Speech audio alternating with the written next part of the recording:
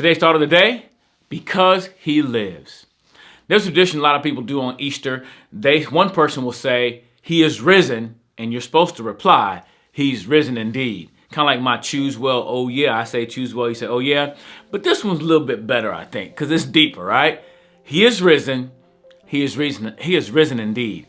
And my kids pick that up from their grandparents, and they love doing it. Every Easter, they're like, he is risen. He's risen indeed. They'll say it like 50 times throughout the entire day on Easter, which is great because it's a great reminder that he is risen. Christ defeated the grave. 1 Corinthians 15:3-4. Christ died for our sins according to scriptures, and that he was buried, and that he rose again the third day according to scriptures. 1 Corinthians 15:3-4. Christ only died for our sins, but he rose. Another verse says in Romans chapter 6, verse 10, for the death he died to sin once for all, but the life he lives to God. That Christ is no longer dead. He defeated death. And so because of that, because he lives, that gives me hope. Because he lives, that gives me eternal future. Because he lives, that's everything.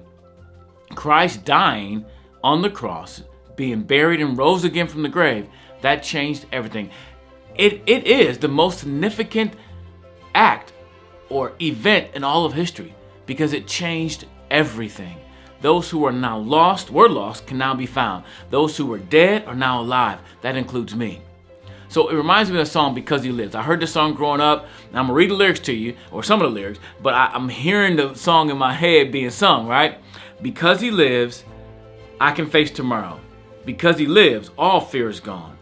Because I know he holds the future, and life is worth a living just because he lives. That's the thought of the day. Because he lives, I can face today, I can face tomorrow, I can face eternity with hope because I have an eternal future based on what Christ has done on the cross.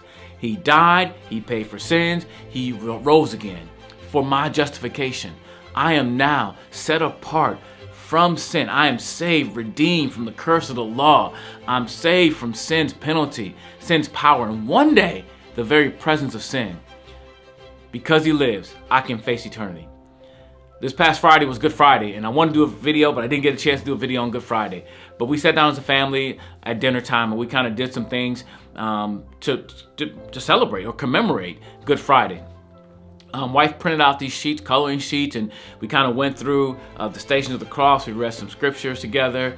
We prayed. We watched a couple videos. One of the videos depicted how it was a switch. She said, why is it Good Friday? Because it doesn't sound like a good day that Christ died, right? But it looked like Christ was defeated. It looked like everything was bad. And in this video, they had these like round-shaped coins. And then one side, it was like Christ was defeated or he was killed. And it was flipped over. He gave his life for ransom for many. So they kept flipping coins, showing how it looked bad, but it turned good. End of the video, Evan was like, I get it. It's like he did the switch. He died for us that we could live.